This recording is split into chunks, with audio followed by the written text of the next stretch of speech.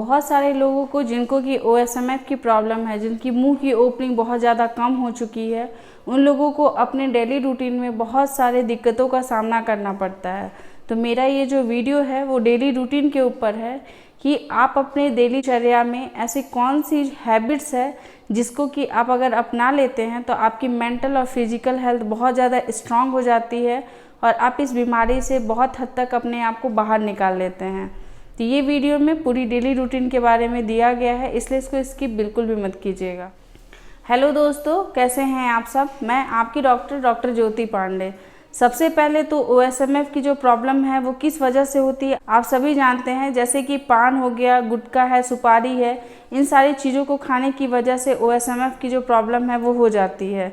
तो जब ये प्रॉब्लम होती है तो आपको बहुत ज़्यादा दिक्कत फील करते हैं आप पूरे दिन में, जैसे कि आप प्रॉपर ब्रशिंग नहीं करने सकते हैं, आप बहुत तीखा चीज़ नहीं खा सकते, या फिर आपको जब मुंह आप खोलते तो प्रॉब्लम होती है। ऐसी बहुत सारी छोटी छोटी चीज़ें हैं जिनमें कि आपको परेशानी का सामना करना पड़ता है। तो इसीलिए आप अपने दिन की शुरुआत कैसे करेंगे, तो सबसे पहले आपकी जो उठने की हैबिट है में आपको बदलाव करना पड़ेगा। आपको डेली 4:30 से लेके 5:30 के बीच में आपको सुबह उठ जाना होगा, मतलब सूर्योदय से पहले आपको उठ जाना है। जब आप सुबह सुबह उठते हैं तो आप ऐसा फील करते हैं कि बहुत सारी पॉजिटिविटी जो है वो आपके आसपास है, जो आपको बहुत सा सुकून सा फील कराती है, आपकी मेंटल हेल्थ को बहुत अच्छा कर देती है।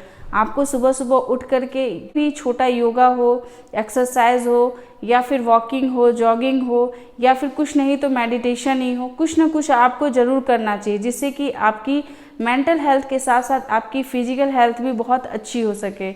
जब आप सुबह सुबह उठते हैं तो उस समय आपके आसपास में जो छोटी छोटी हरकतें होती हैं, जैसे कि पे चिड़िया की आवाज़ सुनाई देगी, हवा जो है वो बहुत अच्छा रहेगा, उस समय पॉल्यूशन बहुत कम रहेगा। तो ये सारी पॉजिटिविटी जो है वो आपके बॉडी के ऊपर और आपकी मेंटल हेल्थ दोनों को बहुत ज़्यादा स्ट्रॉन्ग करते हैं। जब आप सुबह उठ लेते हैं, कोई छोटा मोटा एक्सरसाइज या फिर योगा ऐसा कुछ कर लेते हैं, उसके बाद आपको कोई भी एंटीऑक्सीडेंट से रिलेटेड कोई भी टी लेना चाहिए। जैसे कि आप या तो ग्रीन टी ले सकते हैं, या फिर हल्दी और पानी वाला जो चाय होता है उसको आप यूज़ कर सकते हैं। नहीं तो आप सिंपल चाय पत्ती नींबू वाली जो चाय होती है, जिसको कि हम लोग ब्लैक टी बोलते हैं, उसका भी आप इस्तेमाल कर सकते हैं। तो ये करने से आपकी जो बॉडी होती है वो डिटॉक्स होती रहती है, अपने आप में हीलिंग कैपेसिटी जो है बॉडी की उसमें इम्प्रूवमेंट होने लगती है।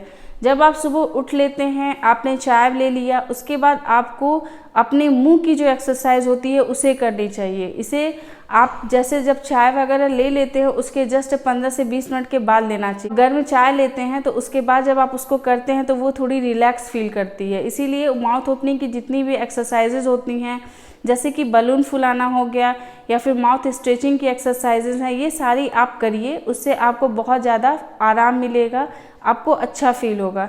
ये सारी चीज़ें करने के बाद फिर आप अपना ब्रेकफास्ट जैसे लेते हैं वैसे ले सकते हैं। हम लोग इंडियन हैं तो बहुत ज़्यादा हम लोगों को फैंसी फूड्स पसंद नहीं आते हैं, तो आप जो भी रोटी लेते हैं, सैलेड लेते हैं, आप दही लेते हैं, वो सारा इस्तेमाल आप अपने नाश्ता में कर सकते हैं। दही जो है वो प्रोबायोटिक्स है, तो आपकी जो इम्यूनिटी है उससे बहुत अच्छी रहती है।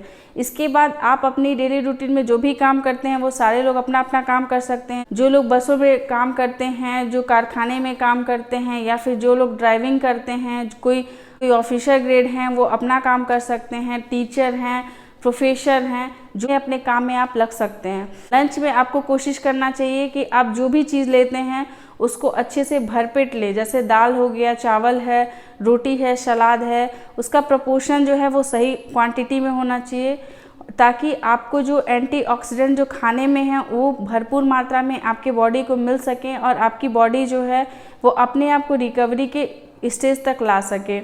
जब भी आप लंच कर लेते हैं तो लंच के बाद आपको एंटीऑक्सीडेंट से रिलेटेड कोई भी कैप्सूल या फिर टैबलेट का इस्तेमाल डेली करना चाहिए। जैसे कि हर 3 महीने पे आपको कोई भी एंटीऑक्सीडेंट से युक्त जो कैप्सूल होते हैं, जैसे कैप्सूल लाइको स्टार है, टैबलेट ट्राइनर्जिक एल है, SM फाइब्रो है, ऐसे बहुत सारे हैं जो मार्केट में अवेलेबल होते हैं। उसमें से कोई भी एक जो है वो आपको इस्तेमाल करना है। आप उसको खाने के बाद लीजिए। हर 3 महीने के बाद आपको ऑन ऑफ करके फिर मेडिसिन को स्टार्ट करना है। कंटिन्यूटी नहीं देना है मेडिसिन को, क्योंकि आप जो खाना ले रहे हैं वो भी बहुत ज़्यादा हेल्दी है, उसमें भी बहुत सारे एंटीऑक्सीडेंट है, न्यूट्रिएंट्स है, जो कि आपको बहुत ज़्यादा फ़ायदा करने वाले हैं। जब आपका ऐसे समय बीतते जाता है, फिर आता है शाम का टाइम। जब शाम का टाइम रहेगा उस समय आप अगर चाय कॉफ़ी पीना पसंद करते हैं तो आप बेझिझक उसको ले सकते हैं। उसको लेने के बाद अगर आपके पास वक्त है तो आप उसी समय हल्दी का लेप जो है वो अपने गालों के ऊपर लगाइए। उसको कुछ देर तक उसको वहीं पे छोड़ दीजिए और उसके बाद उसको गुनगुने पानी के साथ सॉलो कर लीजिए, उसको निगल जाइए। अगर आपके पास टाइम है तो आप ये कर सकते हैं, वरना आप रात में सोते समय भी इस चीज़ को कर सकते हैं। उसके बाद आपको ड्राई फ्रूट्स का सेवन डेली करना चाहिए। ड्राई फ्रूट्स में जैसे अगर आप सीड्स यूज़ करते हैं तो बहुत अच्छा है। उसमें जैसे ग्रेप सीड हो गया या पंपकिन सीड हो गया, ये सारे सीड्स जो हैं वो भी एंटीऑक्सीडेंट रिच होते हैं, इसलिए आपको इनका इस्तेमाल ज़रूर करना चाहिए और डेली करना चाहिए। उसके बाद जब रात होता है तो रात का डिनर आप कोशिश कीजिए पहले कर लीजिए, जिससे आपकी बॉडी की जो मेटाबॉलिज्म है वो बहुत अच्छी रह सके, आपका डाइजेशन बहुत अच्छा रह सके, क्योंकि इन सारी चीज़ों का प्रभाव जो है वो बॉडी की रिकवरी पे पड़ता है। अगर आप बहुत हैवी डाइट ले लेंगे तो बॉडी जो है वो आपकी रिकवरी के पीरियड्स में नहीं जाती है। इसीलिए आपको लाइट डिनर लेना है अपना, और कोशिश करना है कि रात में सोने से जस्ट पहले आपको गर्म दूध ले लेना है। दूध में बहुत सारे न्यूट्रिएंट्स होते हैं, वो बहुत अच्छा होता है। ये सारी जो डेली रूटीन थी उसको अगर आप फॉलो कर लेते हैं और उसके बाद अगर आप 9 से 9:30 या 10 के बीच में अगर आप सो जाते हैं तो आपकी बॉडी जो है वो आपको बहुत जल्दी हीलिंग वाले पीरियड्स में दिखाई देगी। आपकी जो रिकवरी है वो बहुत फास्ट होगी। और सबसे अच्छी बात तो ये है कि जब आप अपने आप को ये दिन में ऐसे व्यस्त रखते हैं तो आप दिन भर जो अपने मुंह को देखते रहते हैं वो वाली हैबिट आपकी छूट जाती है। और 10 बार अगर आप आईना नहीं देखेंगे तो आप वैसे भी अपनी मेंटल हेल्थ बहुत ज़्यादा स्ट्रांग कर लेते हैं। सबसे ज़रूरी होती है एक्सेप्टेंस। अगर आप ये रूटीन को फॉलो करते हैं तो आपके माइंड में इतनी ज़्यादा पॉजिटिविटी आ जाती है कि आप इन चीज़ों को एक्सेप्ट कर लेते हैं कि हाँ, मुझे ये प्रॉब्लम है और मैं अब इसे ठीक करने के लिए ये सारे चीज़ कर रहा हूँ, अब मैं पक्का ठीक हो जाऊँगा। ये बहुत बड़ी बात हो जाती है। तो एक्सेप्टेंस बहुत ज़्यादा ज़रूरी है। और एक और चीज़ ये है कि जब आप लोगों के बीच में जब आप खाना खाते हैं और उस समय अगर आपको खाने में कुछ भी ऐसे ऑयली या बहुत ज़्यादा तीखा चीज़ अगर आपको मिलता है तो आप बेझिझक उनसे बोल सकते हैं कि मुझे ये प्रॉब्लम है, मुझे OSMF की दिक्कत है, मुझे ये नहीं खाना है। जिससे कि दो चीज़ें होती है, पहली आपकी जो डाइट है वो आपकी सही रहेगी और आप अपने प्रॉब्लम को खुद एक्सेप्ट कर लिए, इसलिए सामने वाले को आपको कुछ कहने का मौका नहीं मिलता हो। और सेकेंड चीज़ ये हो जाती है कि अगर आप उसको ये बताते हैं कि आपको OSMF है और उन्हें अगर ये चीज़ से रिलेटेड कोई भी हैबिट होती है तो वो भी अवेयर हो जाते हैं और आप वो हैबिट से वो बच जाते हैं, उन्हें भी OSMF की प्रॉब्लम नहीं होती है। तो इसीलिए आप इस चीज़ को एक्सेप्ट कीजिए, अपने डेली रूटीन को सही कीजिए। मुझे आशा ही नहीं है, पूरा विश्वास है कि आप एक दिन ज़रूर ठीक हो जाएंगे। और हर 6 महीने पे एक डेंटिस्ट से अपने मुंह की जांच ज़रूर करवाएं।